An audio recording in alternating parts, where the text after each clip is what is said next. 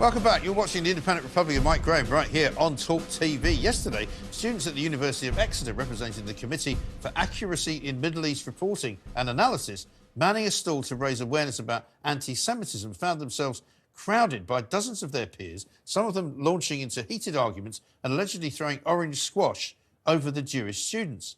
Take a watch of this. Ezra, it's no use. If you care, please come and be a present.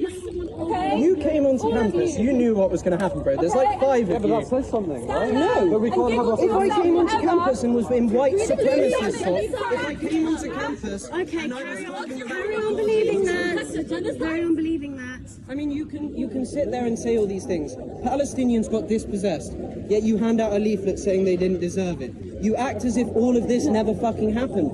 But you're acting as if Jews don't have any single right. But I'm not, though. When have I ever said that? Because I haven't heard it come out of your mouth.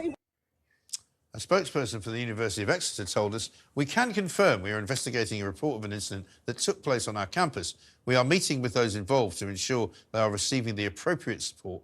University security was present throughout, and members of the police who were present at the university as part of a separate meeting visited the stall before this incident occurred. As part of our investigation, we will review the full CCTV footage that is available." I'm joined now by the Kurdish Jewish student who was running that stall at Exeter University. She's also a fellow of the Committee for Accuracy in Middle East Reporting and Analysis, Rojin-Sena Cantay. Rojin, thanks very much indeed for joining us. Welcome to the Independent Republic of Mike Graham. You know, it looks like a calm scene, but it looks quite unpleasant at the same time. And I think you, along with many of your sort of fellow students at the moment, are having to put up with this kind of behaviour on far too often a basis, it seems. Yes, firstly, I want to say thank you for having me on and giving us a voice and platform to speak and share some of the difficulties that we've been facing. Yes, this isn't the first time that we've been harassed, and I doubt it will be the last time, looking at the way that the university is dealing with this. I want to highlight some of the events that took place yesterday.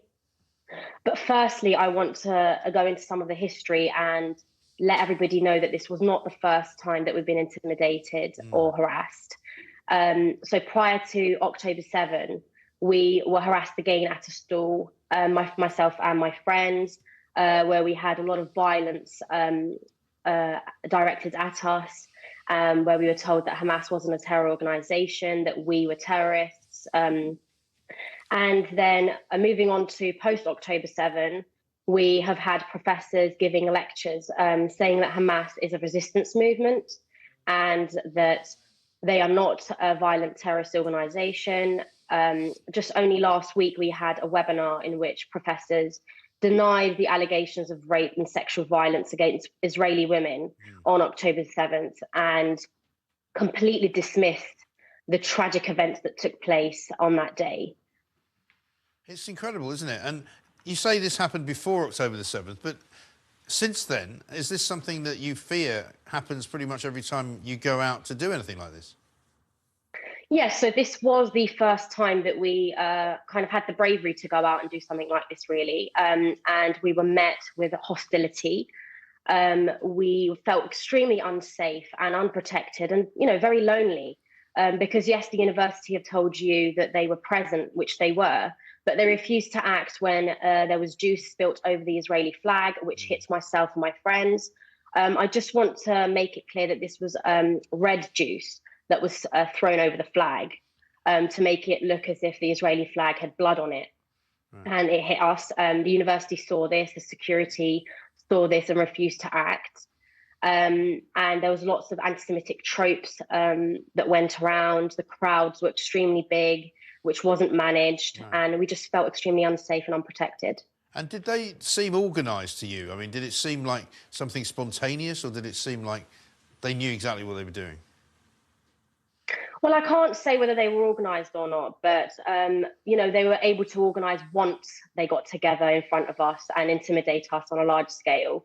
You know, Jewish students are now silenced. I'm unfortunately the only one that's going to be taking a stand since yesterday, as many of my friends that were with me on that stall are now too scared. Some of them have already gone home as they don't want to be on campus. I know that myself, I won't be present on campus for a while. because we have been intimidated and we're not protected by the university. No, in fact, I think we've got a still there of the security chief basically standing there just watching and not really doing anything to protect you at all. Yeah, they stood there. But I also just want to go into the fact that, you know, we are the only group that feels unsafe to express our views. Yeah. We don't feel that the student safe spaces are available for us, and we're unable to express our freedom of speech. And it's clear that freedom of speech is only afforded to one group on university campuses. And, you know, the correlation between the professors' actions in denying the sexual violence that went ahead on October 7 against Israeli women and the denial of Hamas being a terrorist organization, you know, there is a clear correlation that affects these anti-Semitic attacks against Jewish students on campus and what's being taught. So this raises the question as to whether, you know, what is the University of Exeter teaching about Zionism, and is this balanced at all, or are these students being educated to hate? Indeed, and given it's International Women's Day week, you might wonder whether they think you should have the right to say whatever it is that you want to say without being harassed, without being put into sort of some kind of mindset where you're under threat, where you feel like you might be in danger. Yeah, exactly. And ahead of International Women's Day, I am absolutely appalled at the university not taking action as quickly as they should be. They haven't been policing or monitoring these events. And in all honesty, as students, we've had to police these events and see what's been going on around campus. And the events that took place yesterday, we've been telling them that this will be taking place if they don't protect us.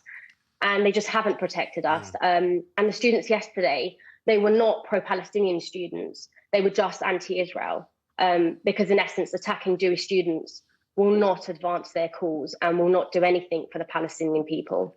No, that is the irony of all of these disputes and all of these protests that we see from, you know, the streets of London to now Exeter University. But listen, Rojin, thank you so much for coming on. I hope that they get sorted. I hope the investigation actually finds the people responsible and tells them to stop doing it, because it's absolutely shocking. But thank you very much indeed for talking to us. Rojin Cantay, a student at Exeter University, who wanted just simply to put a little exhibition on and a conversation which was shouted down by those sort of people who don't like democracy.